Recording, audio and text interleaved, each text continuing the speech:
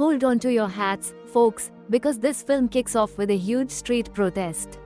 The masses are screaming for the release of Ronald, a guy the government's got locked up for breaking a few rules. But to these everyday heroes, Ronald's not just some guy, he's their freaking savior. Then, bam, Ronald walks free. Silence. Total, stunned silence. The crowd's jaws hit the floor. But wait, there's more. We flash back to 1985, Raipur. Picture this, a water tanker, flipping over in the dusty desert. A quick-thinking fella sees it, sprints back to the village, shouting about the water, completely ignoring the folks still trapped in the truck. Suddenly, the villagers are swarming, buckets and containers at the ready, for their share of liquid gold. Whoa, picture this, a water tanker, its precious cargo being pilfered right before the driver's eyes. Helpless, he watches villagers raid the supply, filling their containers like thirsty pirates. Meanwhile, young Ronald bursts into the police station, petition in hand, a plea for clean water. Ignored. The poor kid's crushed. But dad's got his back, promising government help, eventually. But Ronald? He's not waiting. Bam! He locks the cops inside. Sign this, or no one leaves, he declares, holding up that very petition he's been waving around for months. One officer's eyes widen, realizing Ronald's about to go nuclear. Too late. Kaboom! Hold on to your hats, folks, because this story's a roller coaster.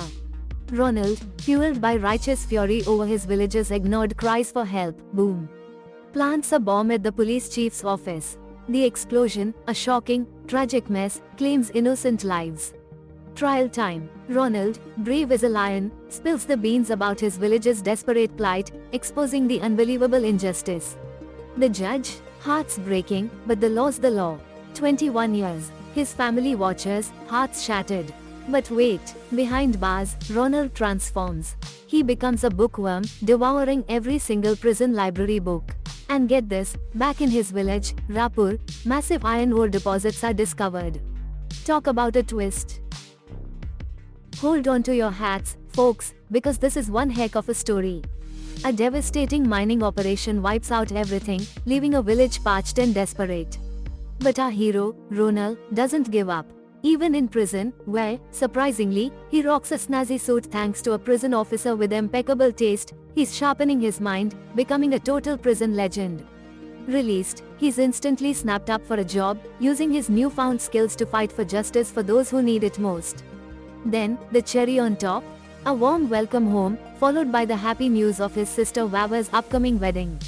Talk about a fairy tale ending, with a prison stint. Ronald, bless his heart, wholeheartedly supports his sister's happiness, back in his village. He used his prison smarts, yes, prison smarts, to become the village's unlikely legal eagle, helping folks fight for justice, completely free of charge. People flocked to him, desperate for his help, and won.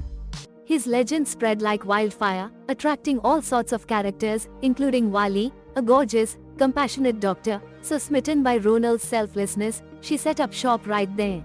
Then, bam, in walks Fadim, a pan-steel veteran 21 years of his life. This guy's got a tale to tell, a story of no bonuses, zero health insurance, and workers treated worse than a rusty cog in a broken machine.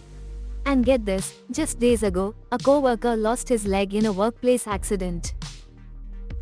Hold on to your hats, folks, because this story's a roller coaster. Our guy gets fired, utterly devastated, then, bam, he snaps. But wait, there's more. Turns out, these workers were promised the moon in terms of housing, and got, let's just say less than stellar digs. They protested, the factory owner, this Kandre character, ripped up their demands. And get this, a worker's hand was severed during a forced signing. By Gatha, the factory's own enforcer. Brutal. Our hero, Fadim, tries lawyers, crickets. Then, he finds Ronald, a knight in shining armor, who says, sign me up. Ronald's plan? Get more signatures, call the police, let's bring the whole rotten system down. Whoa, just when things were about to explode, our villainous sword-wielding inspector, got a taste of his own medicine. Fadim, the sneaky recorder, had the goods on him. Then, bam, Ronald arrives, one look from him, and Garth's goose was cooked. cuffed and carted away faster than you can say union dues. The workers, signing that resistance statement like it was going out of style. Poor Kandra, the factory manager, was left twisting in the wind. But wait, there's more. Kona Pand, the ruthless replacement, a real peach. The workers, emboldened by their win, demanded justice, but Kona? Ice-cold indifference. Talk about a cliffhanger. Arriving at the factory flanked by armed guards when Kandre reported the workers as defiance, K ordered his men to destroy the workers' homes and drive them out without mercy. Left with no choice, the workers fled the factory, their spirits crushed on their journey. The company worker encountered Ronald, who listened to their plight and offered them refuge in his village. He set up temporary tents for them to stay in, providing what little comfort he could. Though they had lost everything, the workers were deeply grateful for Randall's kindness, which gave them a glimmer of hope in their darkest hour. Ruggles took the case of Pan Steel to court, but the judicial system sided with the factory, absolving them of any wrongdoing. Undeterred, Ronald sought advice from other renowned lawyers, hoping to find a way to secure justice for the workers. Despite the legal setback, he continued to shelter the displaced workers in his village, refusing to abandon them elsewhere. Fadum. Ronald. This guy, he's trying to sell his prized land, years of saving, the whole shebang. Gets to the notary, and bam. It's gone. Poof. Vanished. Turns out, he's not alone. A whole crew of folks, 150 plots of land snatched right out from under them by some company called Pan Steel, sneaky weasels. Ronald, bless his cotton socks, takes it to court. Evidence is presented, documents are flying, and it's a legal rollercoaster. Pan Steel's lawyer, plays the didn't read the fine print card, classic. The judge, sadly, sides with the big bad corporation. Ronald's heart sinks faster than a lead balloon. But hold on to your hats, folks, because this isn't the end. Defeated but not broken, our hero retreats to the books to figure out where it all went wrong. Ronald, a total bulldog, fought back. His appeal, accepted. A brand new trial, and this time, he was loaded for bear. He unleashed witnesses who spilled the beans on Pan Steel's sneaky land grabs, revealing how they manipulated poor workers into signing away their land. And the cherry on top? He exposed Pan Steel's blatant exploitation of resources. Talk about corporate greed. The judge, seeing the mountain of evidence, bam, ruled in favor of the workers. 610 hectares returned. 1,500 workers jumping for joy, celebrating their victory with Ronald, showering him with gifts. Meanwhile, Pan Steel? Absolutely fuming. Verdict explodes. He's furious at his lawyer. Lawyer's dead. A case lost against Ronald. Kandre was the trigger, but wait, there's more. Whoa, Cranner gets a heads up, Gat's out, and seeking revenge. Suddenly, Gat and his goons descend on Ronald's place, fences crumbling, fear spreading like wildfire. Workers cower, watching Gat, big gun in hand, reading a list of names, enemies of Pan Steel. Nobody budges, so, Gat makes a kid read the names. Poor kid, yikes. Gion, the kid squeaks. A man steps forward. Then, bam, bam, bam.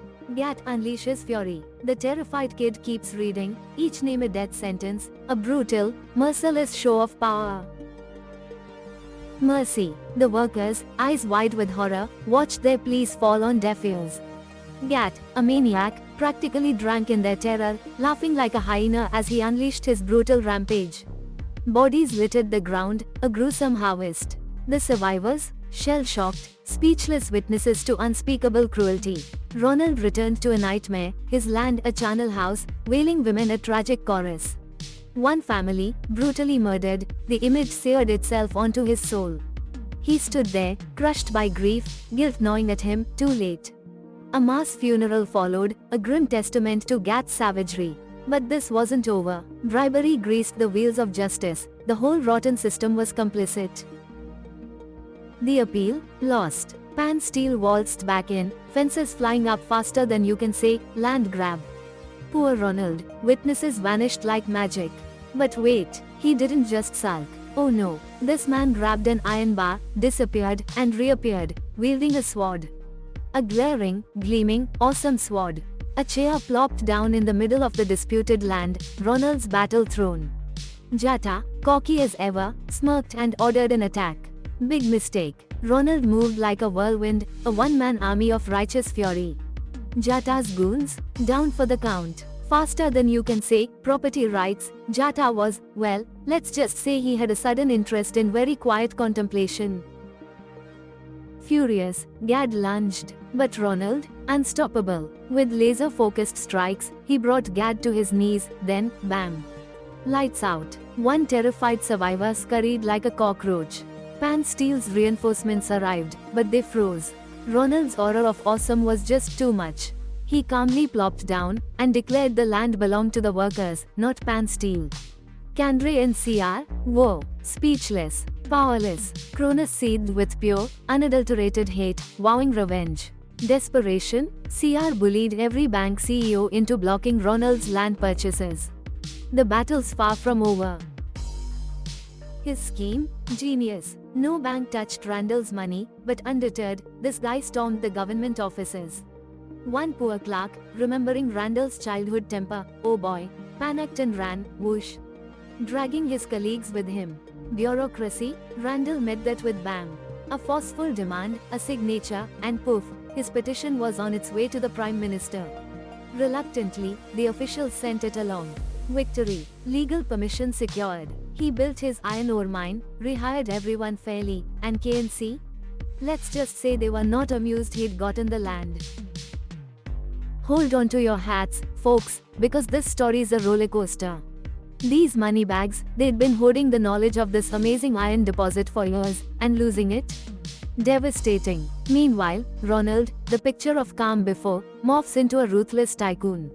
His factory booms, hospitals sprout, schools bloom, the whole community is thriving thanks to him.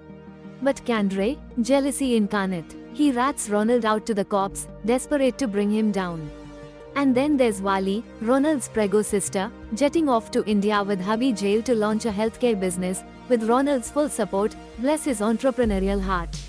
But Wali, this compassionate doctor, she can't stomach Ronald's drastic makeover, confronts him, and gets brushed off.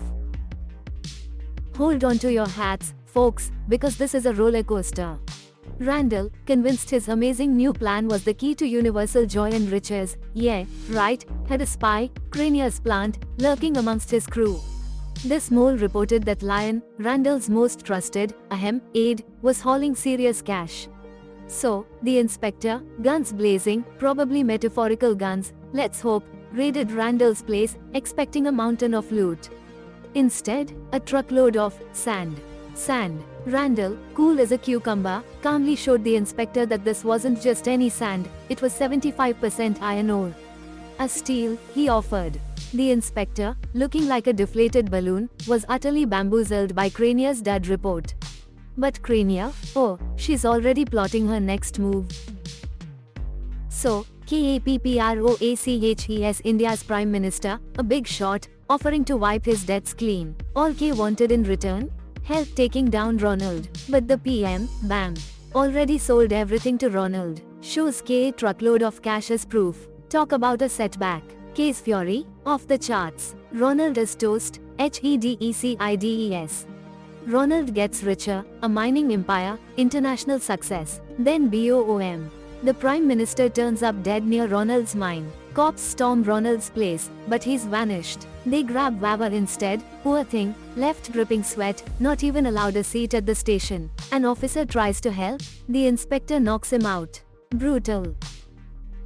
Showing no mercy, Ronald, hearing his heavily pregnant sister Wawa was hauled into the police station, went ballistic. He burst in, saw the injustice, and, bam, gently seated her. Then, facing down the accusing inspector, who blamed Ronald for the Prime Minister's demise, Ronald, lawyer in tow, secured bail. The inspector, fuming, threatened prison. Ronald's response? A fiery, gasoline-fueled rebuttal. He torched the place. The entire station went up in flames. Ronald, he calmly drove away, leaving a smoking crater and a whole lot of very, very angry cops behind. Nothing but rubble. But Ronald, a brother fiercely protective of his sister, wasn't about to let that stop him. He whisked her away to a new crypt, with Lion, a bodyguard who looked like he'd wrestled a bear, standing guard. Then bam, Kandre wakes up to Ronald practically in his bedroom. Meanwhile, Kono's jaw drops when Randall's helicopter, seriously, a helicopter, lands outside his office. Crania's goons showed up, but Ronald's crew? They were like a whirlwind of awesome. And the piece the resistance? Ronald, casually holding Kandra's severed eye. He laid down the law, no more bad guy shenanigans in Ranipura.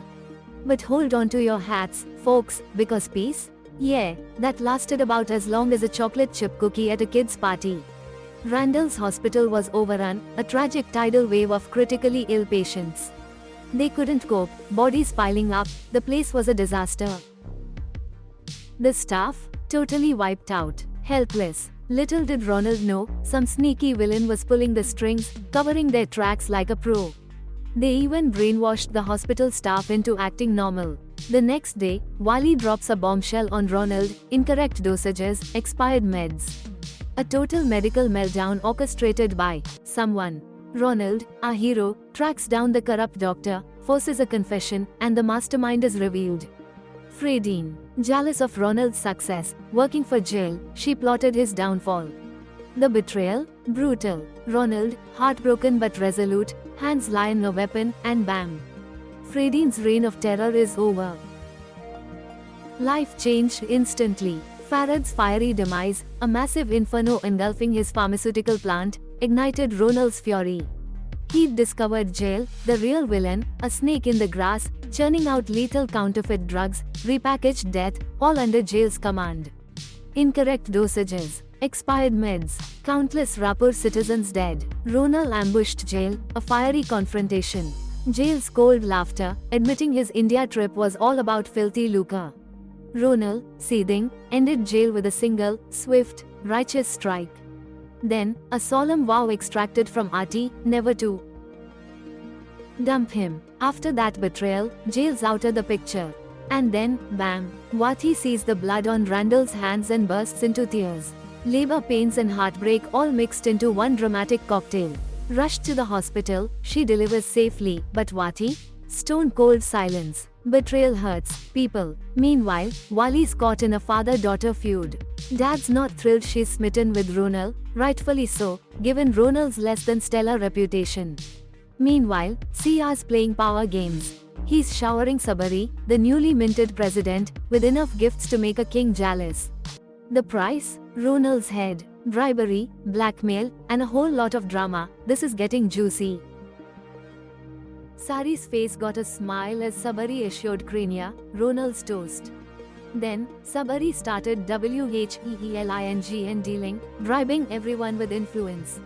Their plot thickened faster than a cheap curry. But, bam, Sabari and Crania's dirty little secret blew up. Sari's goons swooped down on Ronald's factory, sealing it shut like a sardine can, leaving the workers scratching their heads. Ronald? Ice cold. He saw right through their game, Sabari and Crania, a team of trouble. Meanwhile, Crania and Sabari were doing a little victory dance, but Ronald, that sly dog, was already 10 steps ahead. He pulled a rabbit out of the hat, striking a deal with the new Prime Minister, Cam Bandry, the one person who could actually really take down Sabari and Crania. Crania's jaw hit the floor. Stunned, Sabari and Crania, left choking on their own ambition. Ronald's back, baby, and he's got a wicked smile. Factory and mining's back, baby. Workers are ecstatic, jobs saved. But Wally, silent. She misses the old Ronald, the compassionate guy. Gathering her courage, she visits him, bearing a book, A Little Hope for a Changed Man. Meanwhile, Ruggles reading that very book. But CR, he's a stubborn mule, advises begging him to quit his mind-grabbing quest. Killed. Poor suggestion, he bellows. Chrono, reckless and bold, declares war on Ronald. A brutal attack on the mines. No mercy. It's a bloodbath. Ronald's crusade. His dad was right there, witnessing the carnage, innocent lives wasted.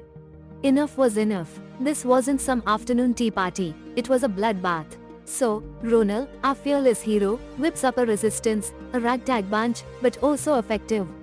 They charge headfirst into Cannon's army. Seriously outnumbered, but Ronald moves like a whirlwind, a one-man demolition crew, taking down CR's forces faster than you can say, bam. Then, face to face with the big bad Crania, weapons drawn. Bang! A car explodes. Crania thinks it's a win, but Ronald, though battered and bruised, is far from done. He's a machine. One by one, he drops Crania's goons, leaving only Crania himself. A bare knuckle brawl. Ronal vs. Crania.